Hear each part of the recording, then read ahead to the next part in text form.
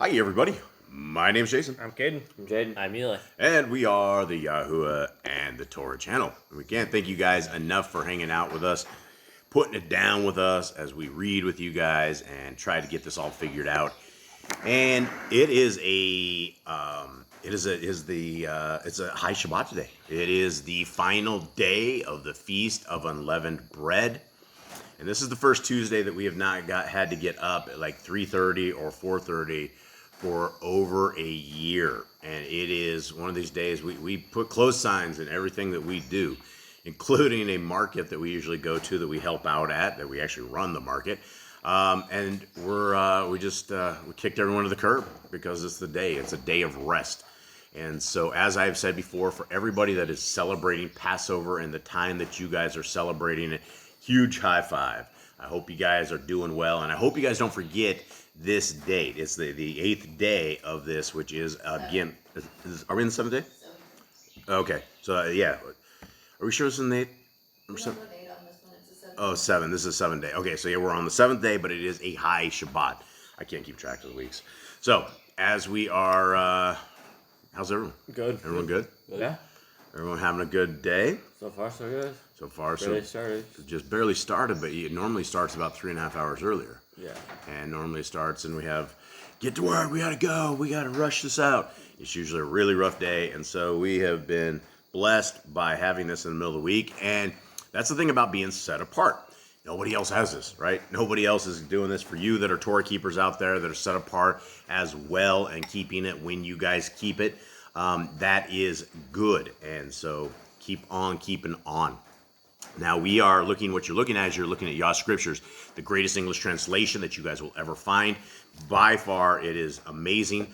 Boskland is finishing the final proof of the small version. Now, the small version is actually revision 2, and it is even better than the greatest English translation that you have right here, because there are some things that we changed that we didn't have changed in the very first one. We didn't know, we weren't sure, and throughout time we became very sure, and we got more diligent with the way we were looking at things.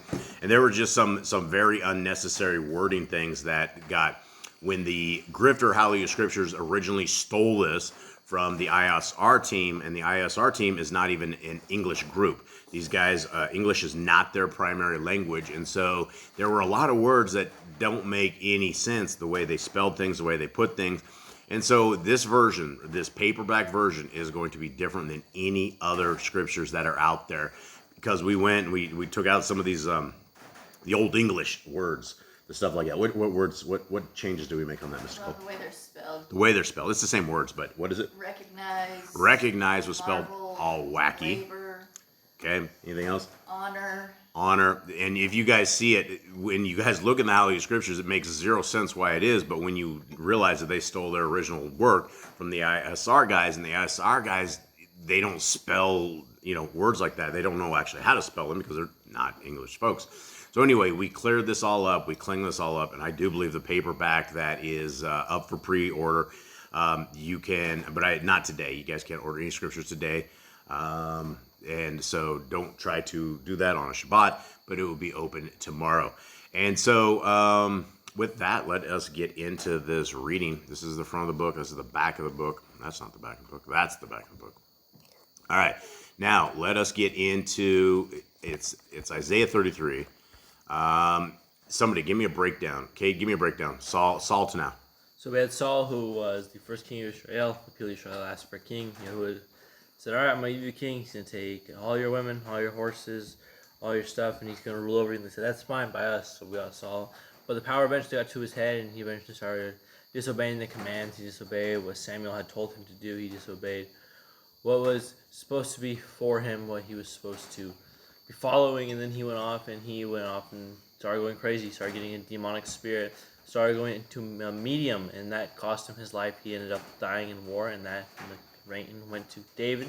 And David was a better king. He was a person that Yah had chosen, but he was not a good father. So we had his son, who was a spiritist, a medium. He was a horrible father. Like, Yeah, real bad. That's what I said. He wasn't good. He wasn't good. It wasn't just bad. He was horrible. Okay, continue on. And his son got the reign of the kingdom stripped away from all of them. They split up into 2 different people, and because he had done what he had done, serving other mighty ones, that had enraged Yahuwah, and he lost the kingdom early until all the way up till the time of Isaiah. They are still serving mighty ones. Solomon has turned the course of what could have been the greatest kingdom of all time into something horrible, something totally terrible, something totally evil in the eyes of Yahuwah. And Yeshua, who's been prophesying against it, he's been saying, you need to turn back your ways, you need to repent, you need to find Yahuwah, you need to fear for your lives. And they're not doing that. They don't do that. Only a couple kings end up doing that, but the rest of the kings, they're all on the path of evil. Yeah, and thank you very much.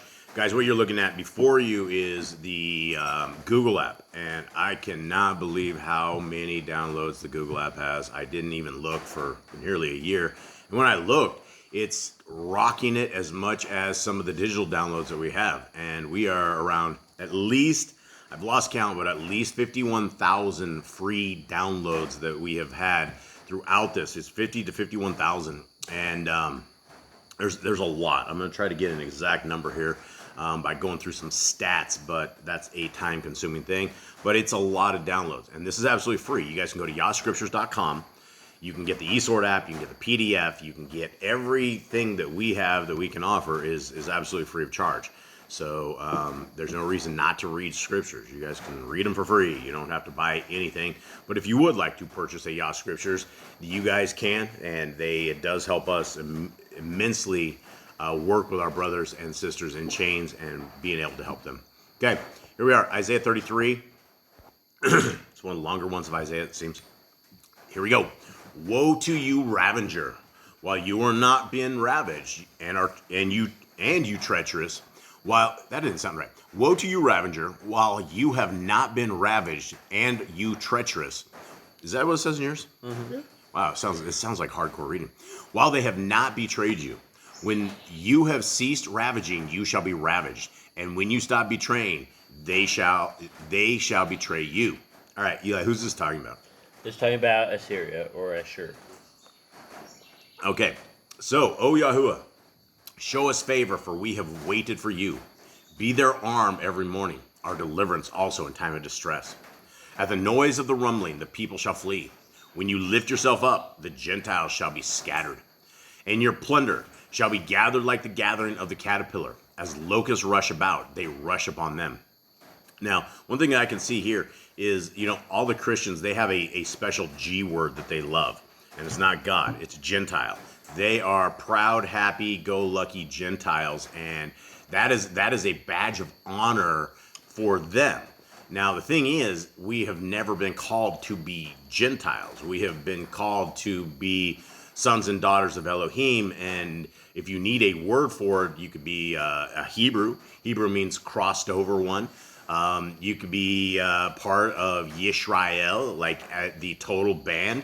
But you wouldn't want to be a Gentile.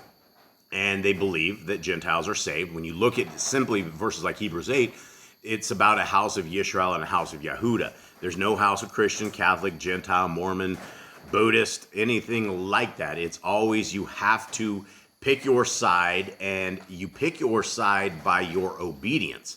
That is the only way that you pick your side. You can't just go, okay, I'm going to be the house of Yisrael and go and be lawless, because the people of Yisrael are not supposed to be lawless.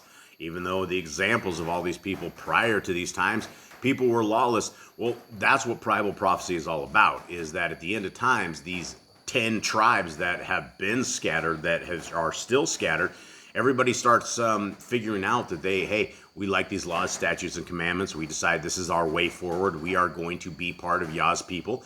And you are grafted in based upon your obedience. Continue on 4.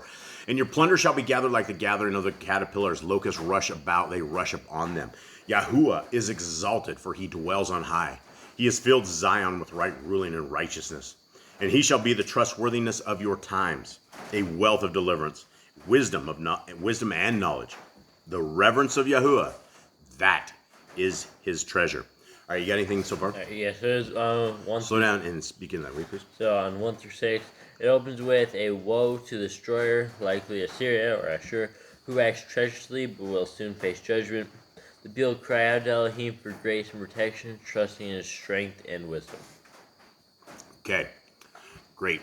And the big thing is, the takeaway on number 6 is the reverence of Yahuwah.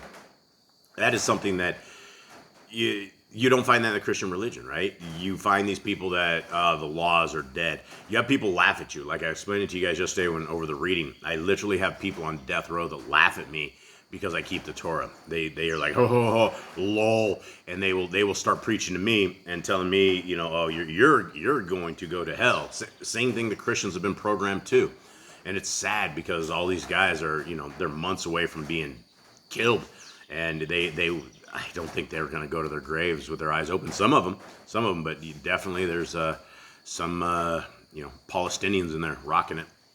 Okay, 7.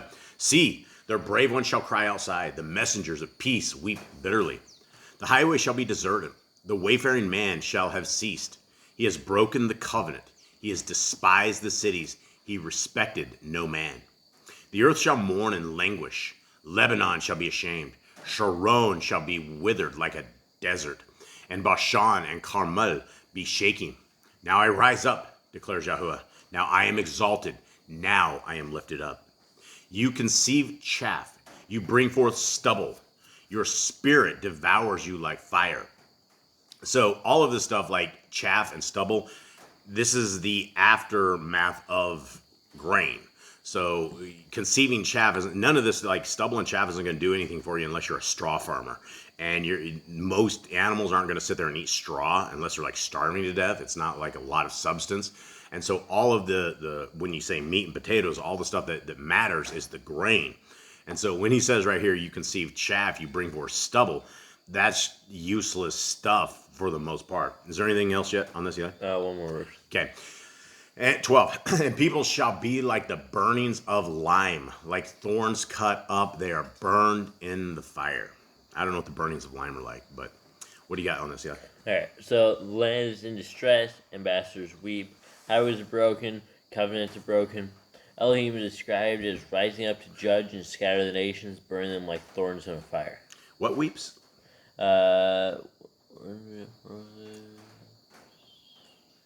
Ambassadors. What? That's It's probably where it says like something about the wayfaring man or something like that, right? Yeah, probably up. It says basters. Ambassadors. Oh, ambassadors. Oh, Yeah. that's like leaders. I thought you said bastards or something. Oh.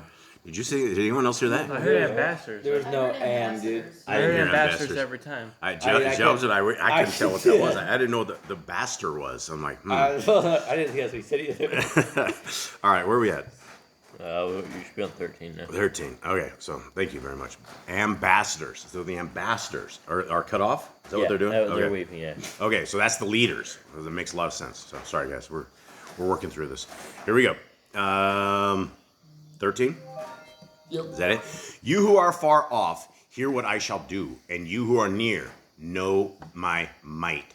Sinners in Zion shall be afraid, trembling shall grip the defiled ones. Who of us shall dwell in the devouring fire? Who of us shall dwell with everlasting burnings? He who walks righteously and speaks what is straight, he who rejects the gain of oppressions, who keeps his hands from accepting bribes, who stops his ears from hearing of bloodshed, and shuts his eyes from seeing evil. He shall inhabit the heights. Strongholds of rocks be his refuge. His bread shall be given him. His water is steadfast. All right. There's a stark contrast between sinners who are afraid and the righteous who live with integrity. The righteous are promised safety and provision. Bread will be given him. His water will be sure. Okay. All right. Good thing we have these footnotes here. I'd have no idea what this was talking about. Okay, where are we at? Yes, 17? 17. Okay.